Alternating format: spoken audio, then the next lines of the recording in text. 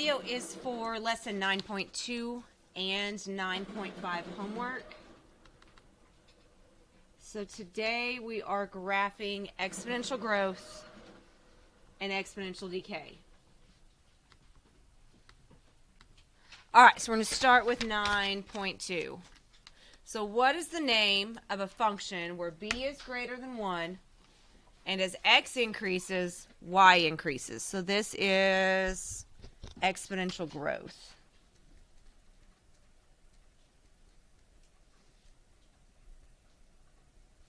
So again, b is greater than 1 and they both increase. X and y both increase. And then what is the name of the y-coordinate of a point at which the relation crosses the y-axis? That's the y-intercept or the a value. It's the very first number. So this number right here, that 3, that's your y-intercept. So when you graph these, if you look at that first number, that tells you that you can put a dot on the y-axis at 3. Sometimes they're not as nice and pretty as that one is, but that one is. So what we're going to do is we're going to go to the graphs in our calculator and we're going to type this in just like this. So 3 times 2 and then use the exponent key, the caret top, just to the left of the 4 to bump up and put an x there. We can kind of see what it looks like, but I'm going to pull the table up because I can use that table and I can just fill this in. So here I've got x is negative 2. So I'm going to go over here to the x's and go to where x is negative 2. And then I'm just going to start filling in 0.75, 1.5, 3, 6, and 12. And watch your x's, make sure they're not jumping around. And then I can plot these points. So this one's kind of hard to do. 0.75, that's hard to do. But a half, yeah, you can kind of guesstimate those pretty well. So negative 1 and then 1.5. I'd go up about halfway.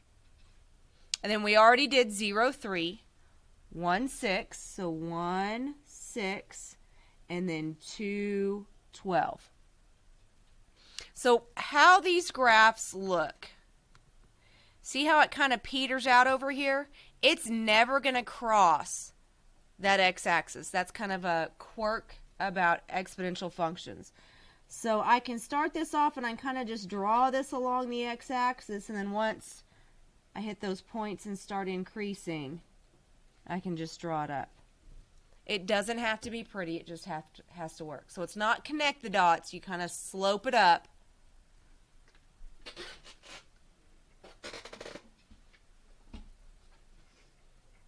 And that's all we're doing today.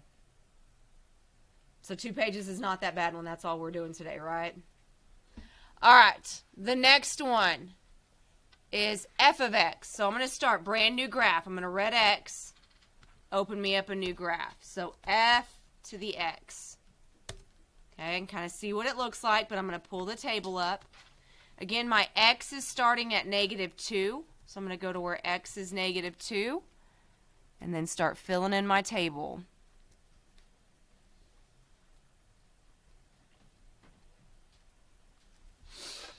So when it's like this, when it's just a number to an exponent, your a value, your y-intercept, is just 1.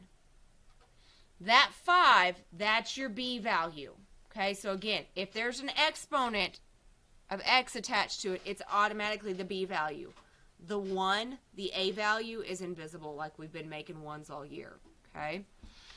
All right, so these points are kind of hard, but I can do 0, 1. I can do 1, 5, and I can't do 2, 25. That one's off the chart. But again, you can kind of look at your calculator screen, look at what it looks like. You know it's not going to cross this x-axis. So you can kind of start way out there and then slope up.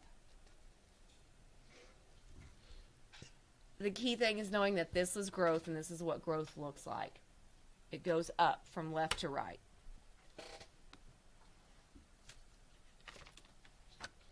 Not too awful, right? All right. So the next page, vocab, what is the name of a function where 0 is less than b, and b is less than 1. So the b value is in between 0 and 1. I know that I wrote it as just less than 1. It can't be less than 0 either. It's not going to be a negative value. But this is exponential decay. So again, x is increasing, but now y is decreasing. So if at any point it starts going down, it's decay. And then number 2, what's the name of the power to which a given number or expression is to be raised? That's the definition for an exponent.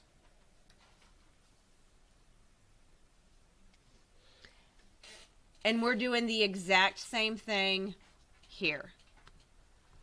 So I'm going to red X, start fresh with a new graph, type my function in just like it looks like, and then I'm going to pull up the table. So I'm starting at -2 again. Now, see these really crazy numbers?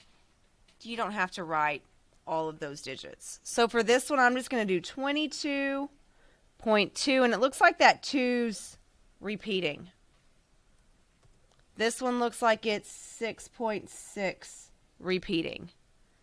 Then a 2, then a 0.6, then a 0.18.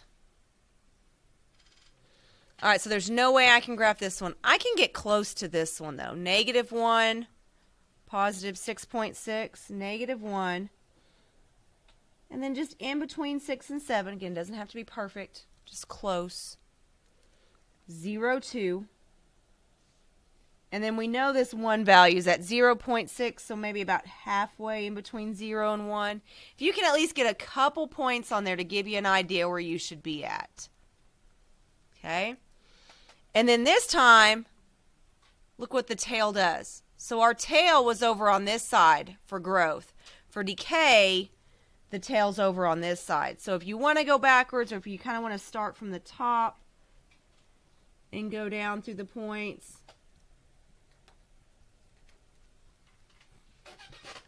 again, don't stress too much over it being perfect and just right. And as long as you've got those points on there and you're going through those points, you'll be good. All right, last one on here. So I'm going to start fresh. 0.6 to the x. Pull up the table. Go to -2.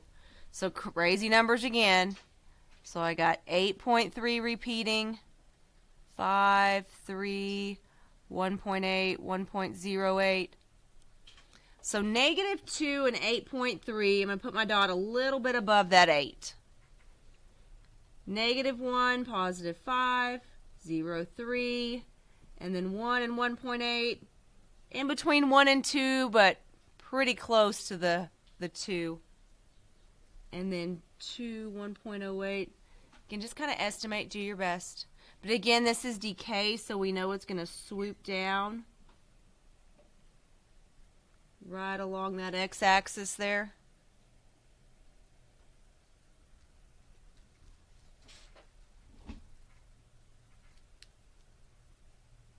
And that's it.